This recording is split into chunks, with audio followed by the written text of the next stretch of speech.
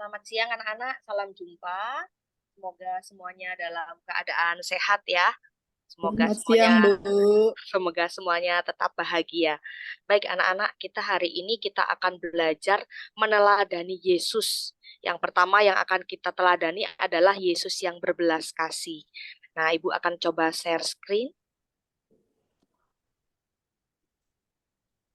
Nah, semoga bisa melihat ya dengan jelas ya di sini.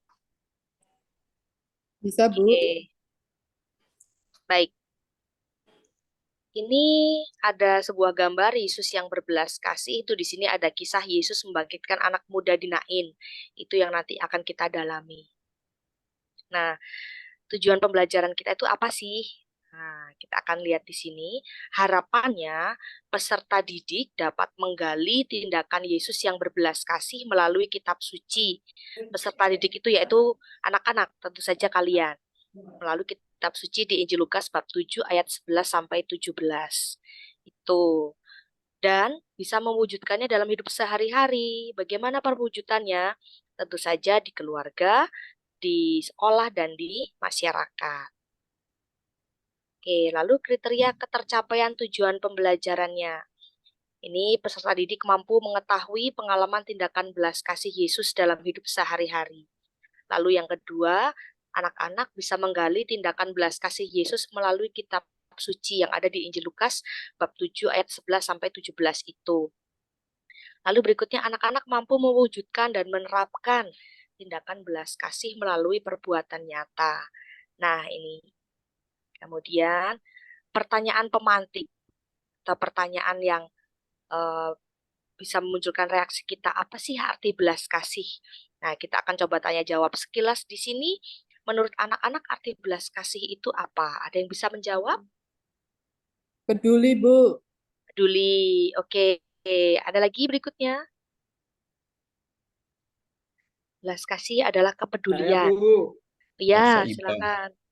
Tadi merasa iba. Ini apa lagi? ikut merasakan, Ikut ikut merasakan. merasakan teman yang sedang sakit atau Wih, kelaparan Bu. mana boleh. Oke. Orang sakit kita mau rasa juga. Oke, baik itu ya ikut berbela rasa itu ya belas kasih, turut merasakan, turut menderita. Nah, oke baik terima kasih anak-anak. Nah sekarang ada satu tayangan yang bisa kita amati. Eh, Silakan anak-anak bisa mengamatinya. Ini adalah bagaimana kita turut merasakan atau kita akan bereaksi terhadap tayangan ini tentang belas kasih. Tidak hanya memporak-porandakan anggaran negara, pagebluk COVID-19 turut mengoyak angka pengangguran dan kemiskinan. Inilah situasi genting sebenarnya. Indonesia dan dunia sedang menghadapi masalah yang lebih kompleks dibandingkan dengan saat krisis ekonomi 2008. Pembatasan sosial berskala besar alias PSBB menyebabkan penduduk kehilangan pendapatan. Angka pengangguran dan jumlah penduduk miskin pun menganga. Penghasilan kalau semenjak corona terus terang menurun. Ya, menurunnya karena saya kan konveksi berdagang gitu kan. Yang belanja jadi yang biasanya belanja nggak belanja gitu. Nggak belanja jadi otomatis nggak ada yang belanja jadi nggak ada masukan. Gitu. Penghasilan sih apa omsetnya ya lumayan. Sekarang semenjak corona itu drastis turunnya Mbak. Bisa saya bilang hampir lebih dari 50%. Bisa dibilang sekarang hanya bisa apa ya buat makan aja. Itu udah syukur aja sekarang. Berdasarkan data Badan Pusat Statistik, ada 24,79 juta orang miskin di Indonesia pada September 2019. Angka ini setara 9,22% dari jumlah penduduk Indonesia. Sedangkan per Agustus 2019, ada 7,05 juta pengangguran atau 5,28% dari angkatan kerja di Indonesia sebanyak 133,56 juta orang.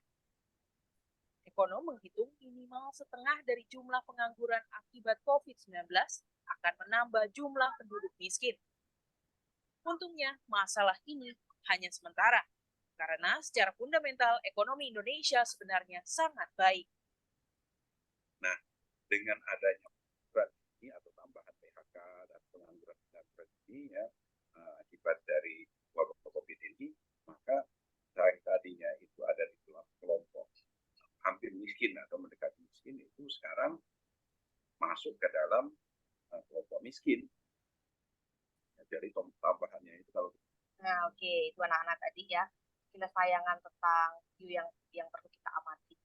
Nah, sekarang silakan anak-anak bisa menjawab pertanyaan berikut yang berhubungan dengan video tadi yang sudah saya sampaikan. Yang pertama, bagaimana perasaanmu menyaksikan keprihatinan sosial tersebut? Siapa yang akan menjawab? Silakan. Sedih, Bu.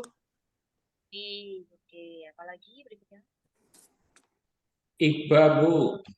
Ya, Iqbal merasa kasihan ya. Satu lagi mungkin?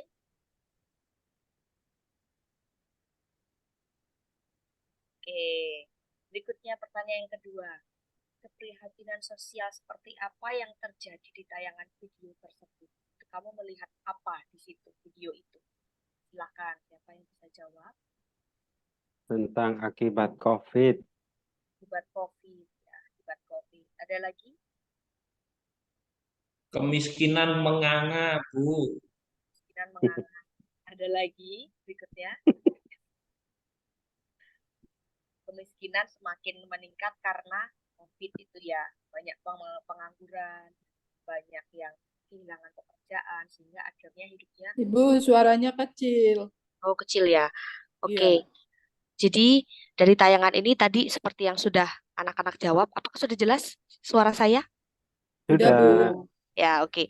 Jadi dari Sudah, keprihatinan Bu. sosial tadi yang sudah anak-anak jawab itu kamu menjawab kamu sedih dan prihatin. Keprihatinan itu karena tingkat pengangguran itu meninggi ya, meninggi karena efek pandemi. Banyak orang kehilangan pekerjaannya sehingga ya karena pengangguran mereka tidak bisa memenuhi kebutuhan hidup keluarga, akhirnya hidupnya miskin. Nah, itu. Kemudian, situasi masyarakat menghadapi realitas sosial tersebut bagaimana? Situasinya, situasi masyarakat melihat realitas sosial itu bagaimana? Ada yang bisa menjawab? Banyak pengangguran, Bu. Ya, banyak pengangguran tadi. Ada lagi mungkin? Muncul banyak pencuri, Bu. Oh ya, tingkat kejahatan juga bisa semakin meningkat ya. Iya, Karena Bu. situasi seperti itu. Lalu berikutnya pertanyaan yang keempat, untuk kalian sendiri bagaimana kamu melihat situasi yang memprihatinkan itu, bagaimana kamu dapat mewujudkan belas kasih terhadap mereka yang menderita? Ada yang bisa jawab? Saya, Bu, Ya, Anton? bantu orang yang lagi susah cari makanan, Bu. Oh ya, membantu orang yang susah untuk mendapatkan rezeki atau makanan. Ya, Berikutnya, satu lagi mungkin, kamu bisa berbuat apa itu? Untuk mewujudkan belas kasih, Mendoakan mereka, Bu. mendoakan mereka. Oke, baik mereka. anak-anak. Oke, baik. Nah, untuk kita pahami di sini ya.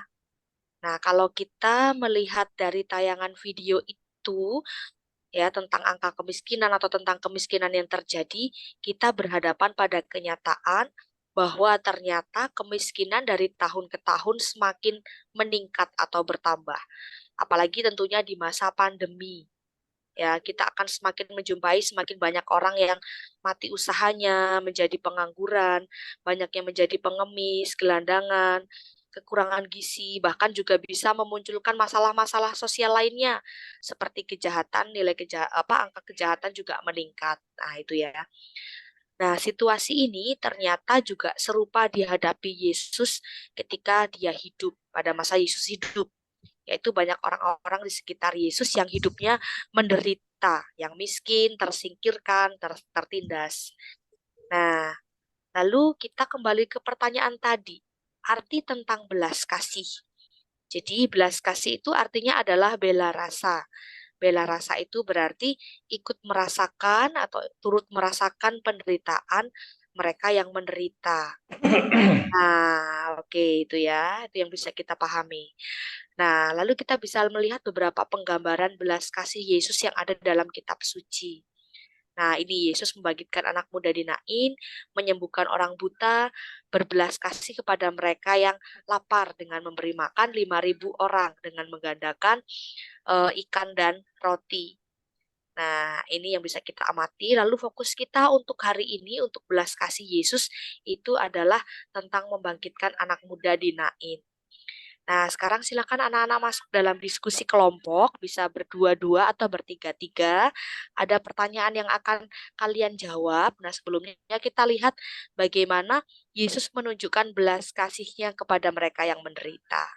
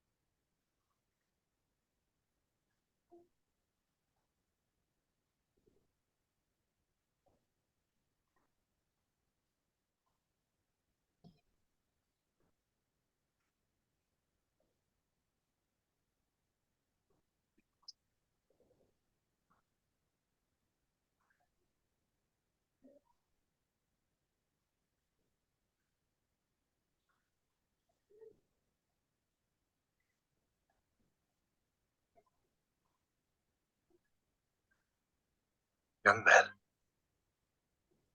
I say unto thee, arise.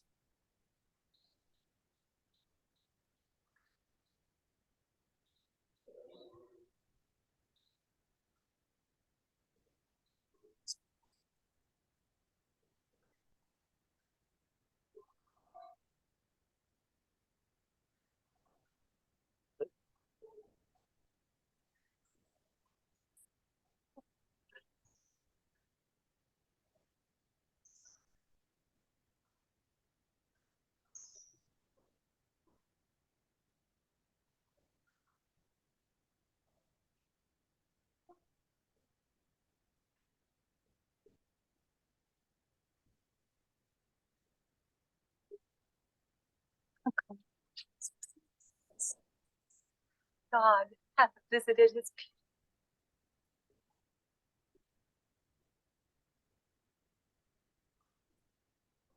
Nah, oke, ini tadi tentang Yesus membangkitkan anak muda di Nain. Silahkan, anak-anak. Ini pertanyaannya, Ibu beri waktu kalian berdiskusi 5 menit ya.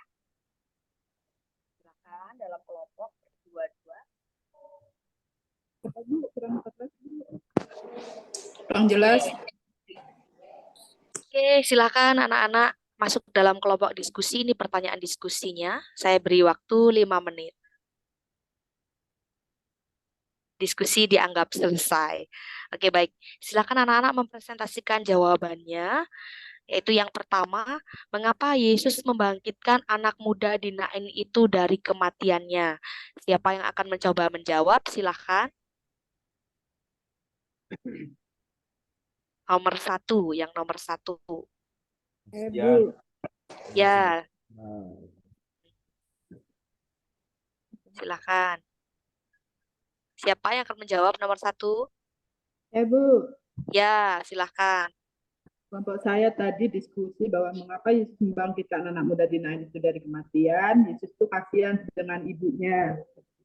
Yesus kasihan dengan ibunya. Oke, baik. Terima kasih. Satu kelompok lagi yang mewakili untuk nomor 1? Saya, Bu, Ya, silakan. karena Yesus tergerak hati oleh belas kasihan. Oke, baik. Terima kasih.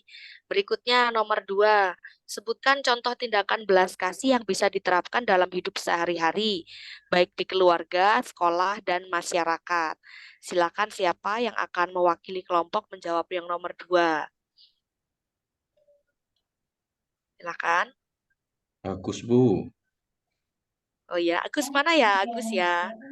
Ada, Bu. Oh ya, Ketua silakan. kelompok kami, Bu. Oh ya. Ya. Aku bukan ketuanya, Bu. Ketua Pak Heri, tapi aku bantu jawab lah, Bu. Nggak apa-apa lah. Oke, oke, silakan. Nomor 2 ya, Bu ya. Ya, betul. Ya tadi aku itu dikasih lauk sama ibu itu agak banyak, Bu. Maka kemudian aku bagi-bagi itu di sekolah, Bu. Kalau di Ya, keluarga, itu aku punya adik kecil, Bu. Jadi aku itu sering bantuin dia, ngajarin dia belajar kalau malam, Bu. Kalau di masyarakat, aku tuh pulang sekolah pernah ini, Bu. Pernah apa namanya, ketemu pengemis di Simpang 5 itu, Bu. Jadi aku waktu itu ngasih uang aja, Bu. Mungkin itu, oke. Bu. Ya, oke, baik. Terima kasih, Agus. Satu lagi mungkin yang bisa mewakili kelompoknya untuk menjawab pertanyaan nomor 2, silahkan. Lauren dari tadi belum, Bu. Siapa? Kelompoknya Lauren belum dari tadi. Oh ya, kelompok Lauren, silahkan. Soal nomor berapa, Bu? Nomor 2. Ih, tanya lagi. Iya, Bu. Tadi kami diskusi ada yang main-main. Si Heri ini main-main tadi, Bu. Oh ya, Jadi oke. contoh yang bisa kami lakukan itu di keluarga membantu adik pakaikan sepatunya, Bu. Ya, Lalu yang kedua di keluarga membantu adik untuk mandikan adik saya, Bu. ya, Kalau di oke. sekolah, Baik banget, Lauren. iya Bu, banyak tadi kami. Di sekolah pinjamkan pulpen, Bu. Kalau teman tidak punya Tidak pulpen. bawa. Ya, oke. Di masyarakat? Oh, ada Bu di masyarakat mengunjungi orang sakit. Oke, sip. Baik, terima kasih anak-anak untuk jawaban supernya. Nah, sekarang ini pembacaannya sama dengan yang ada di video tadi itu ya. Nah, apa sih kesimpulan dari Yesus membangkitkan anak muda di Nain atau Yesus yang berbelas kasih ini? Nah, ini yang bisa kita amati di sini. Pada kisah Yesus membangkitkan anak muda di Nain ini, Yesus memiliki alasan mengapa ia membangkitkan anak muda itu. Hal terbesar yang ada dalam diri Yesus adalah belas kasihnya pada ibu si anak muda itu yang meninggal. Ibu itu kan janda ya, miskin, sebatang kara, dan anak muda ini adalah satu-satunya tumpuan di masa tuanya ya. Maka hati Yesus tergerak oleh belas kasihan dan dia menolong ibu ini.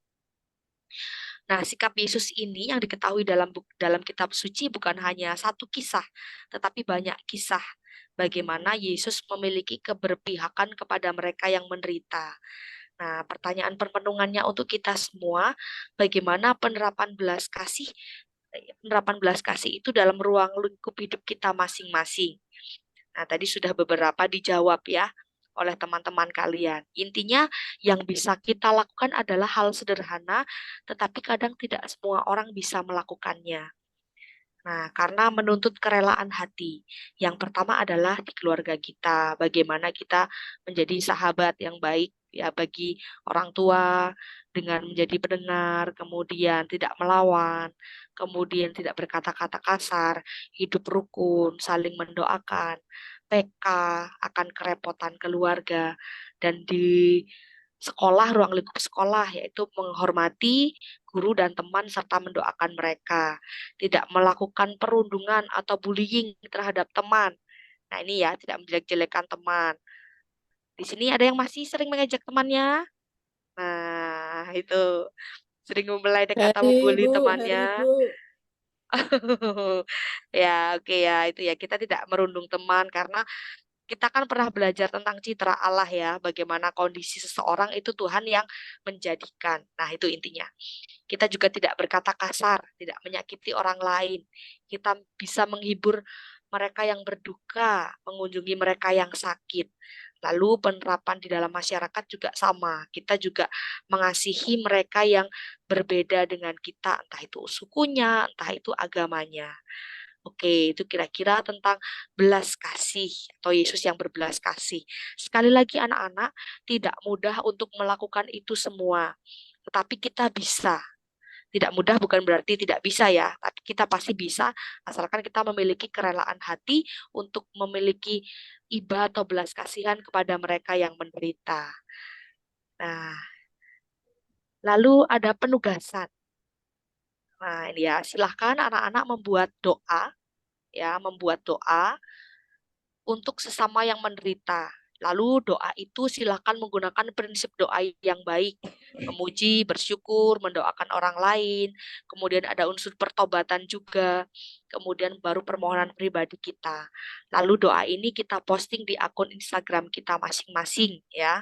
Kemudian kamu nanti setelah kamu ketik, kamu mention ke Instagram guru ya, yang linknya bisa dikumpulkan di WhatsApp grup kelas yang ada saya di situ. Oke, itu tentang penugasan dan kegiatan hari ini. Apakah ada yang mau ditanyakan? Apakah ada pertanyaan? Sampai jam berapa, Ya, Bu, pengumpulannya? Pengumpulan doa saya batasi sampai malam nanti jam 12 ya.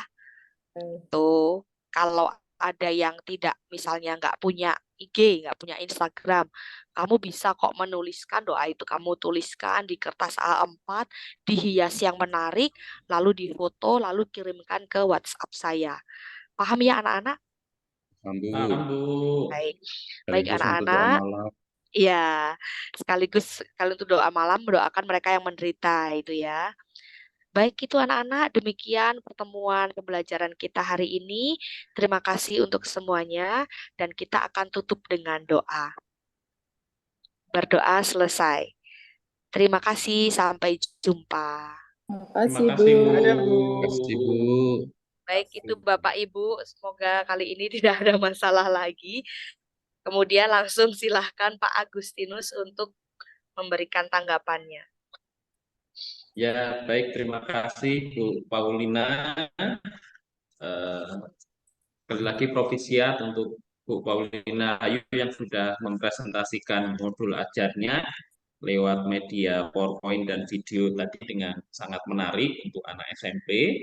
Tadi sudah terstruktur disampaikan mulai dari judul, lalu ada tujuan pembelajaran, lalu ada KKTP, ada pertanyaan pemantik lewat video berkaitan dengan keprihatinan sosial. Memang tadi saya lihat tulisannya di situ itu meningkatnya kemiskinan dan pengangguran yang menganga gitu ya. Jadi yang tadi saya juga agak heran ada kata-kata itu. Terus kemudian tadi ada pendalaman kitab sucinya begitu sudah disampaikan, lalu itu menjadi bahan untuk diskusi kelompok, lalu juga beberapa kelompok tadi sudah mewakili untuk mempresentasikan, kemudian ada peneguhan, lalu juga ada penugasan dan doa penutup. Saya kira sudah lengkap, ada media PowerPoint-nya, ada videonya, dan saya yakin juga anak-anak SMP pasti tertarik dan materinya juga mudah dipahami. Mungkin itu dari saya, Ibu Paulina. Sekali lagi Prof. Hidayat dan selamat. Terima kasih. Terima kasih Pak Agus, terima kasih Bapak Ibu semua untuk kerjasamanya. Baik, itu Hasilnya. Semoga berhasil. semoga berhasil. Ya. Aduh, kalau nggak nangis saya. Oke, saya Kok stop ya. Kompas tadi menganga itu ya, saya heran. Kompas itu.